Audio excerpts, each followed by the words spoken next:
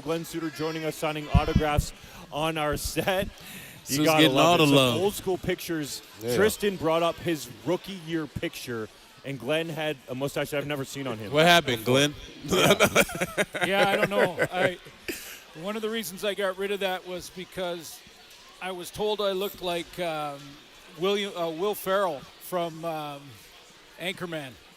And What's wrong with that? well, I know they said you look a little bit like Will Ferrell, and I thought, I mean, I love Will Ferrell. Don't get me wrong, but I didn't want to look like Anchorman.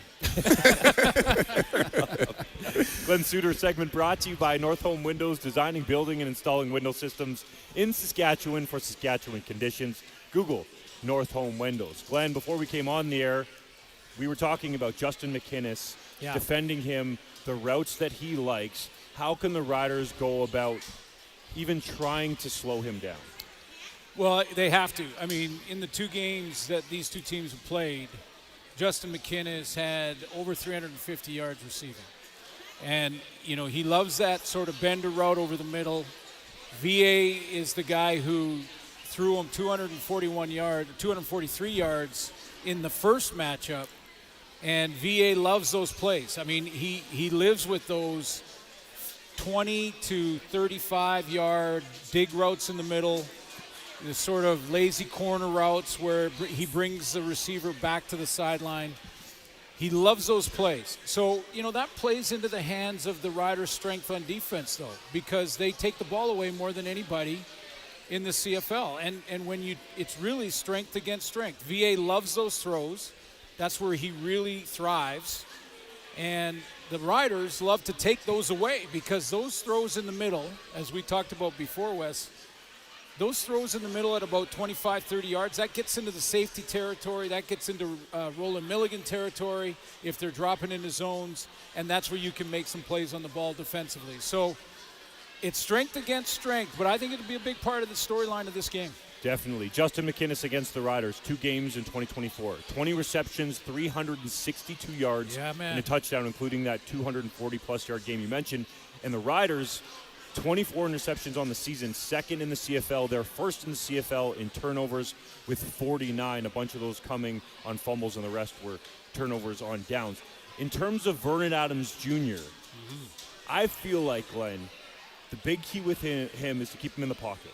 He was so dangerous on the edge in that game in BC Place, and yes, I know it was a long time ago, but how critical is a controlled rush against big play VA? Yeah, it is for sure when you get a quarterback that can run like he can, first of all, but in those bender routes that we just talked about, those sort of lazy corners, the dig routes, he often floats out of the pocket. He's not running, it's not full roll, but he's floating one way or another, or he's sliding up and sort of climbing in the pocket to find that throwing lane.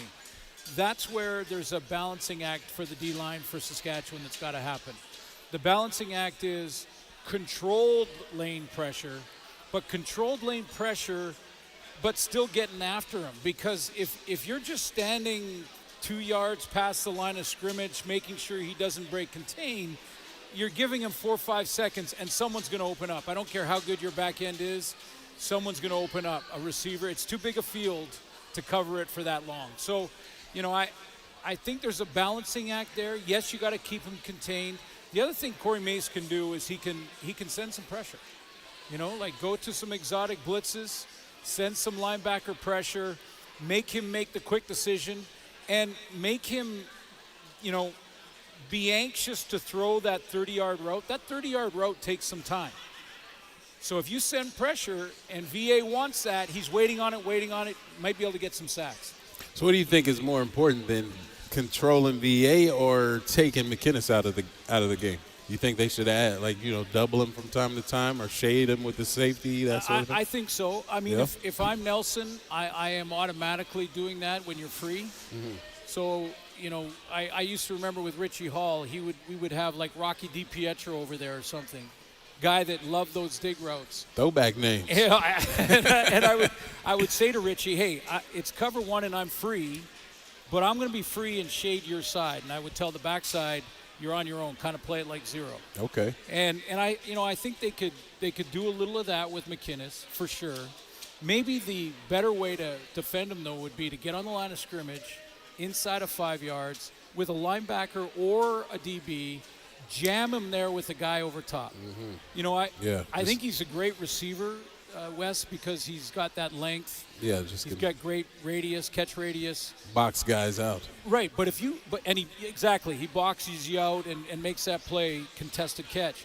However, his restart time is not, brilliant. He's not. If you jam him at the line, and he has to restart, he's got to get up to top speed again. It takes him a second. So that's another way to defend him. But I've always said that pressure on the quarterback always trumps coverage. Fair enough. Like you could have the all-star defensive backfield, and if you don't get any pressure on the quarterback, you can't cover this field forever. So I'd rather have pressure always if you have to make a choice between the two.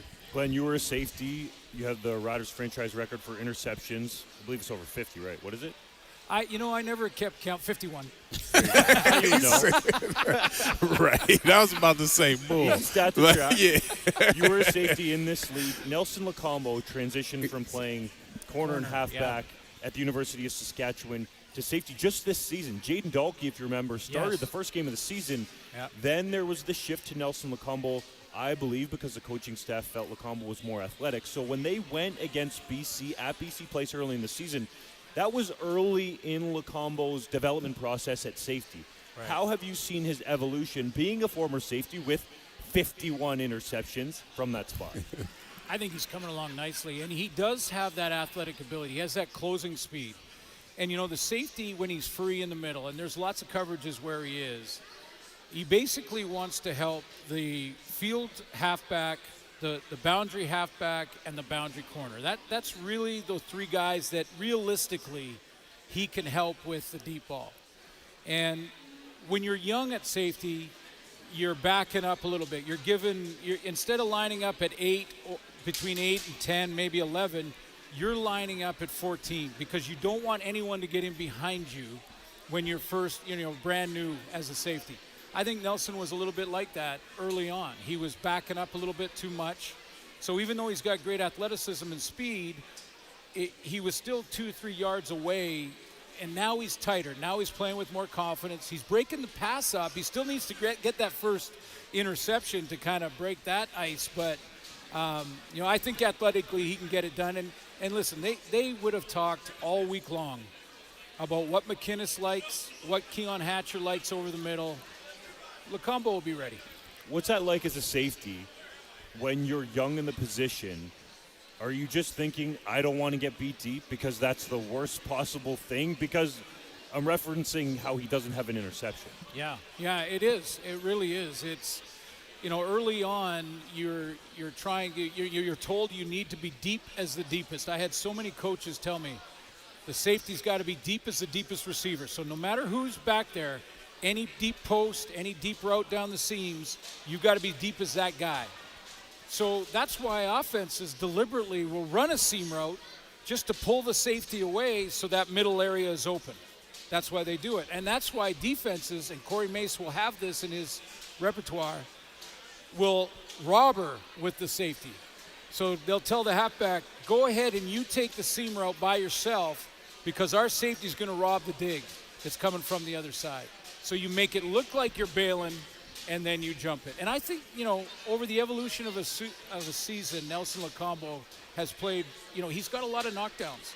Doesn't have that pick yet, but he's got a bunch of knockdowns, and it's because of that, playing with more confidence, jumping some routes. So let's jump over to the other side of the ball for the Riders.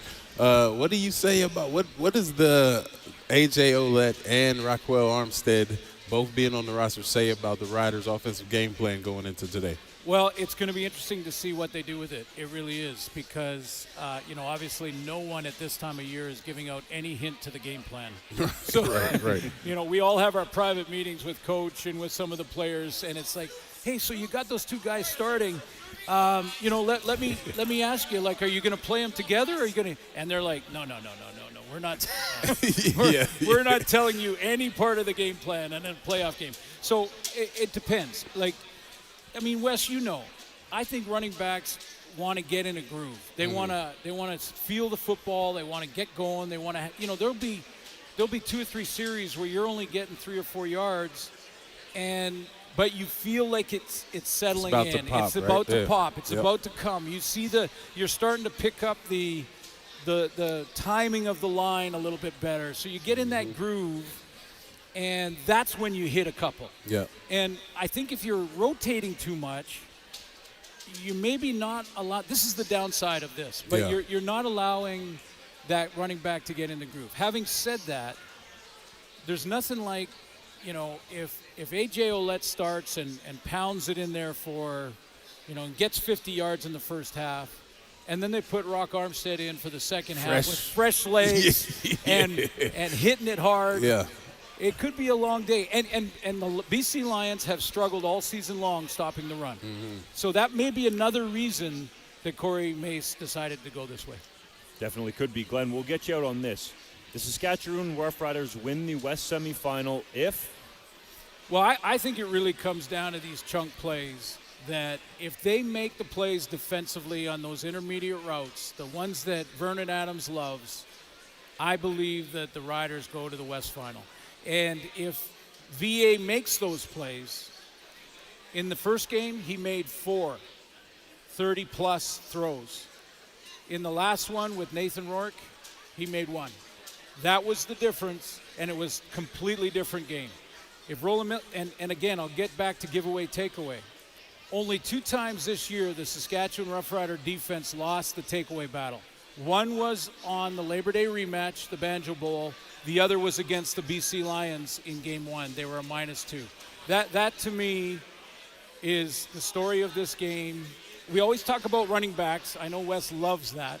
But Let's go. Let's keep going. Because you guys are so important. But I honestly think it comes down to that. VA loves those plays over the middle. The Riders stop that today. They advance.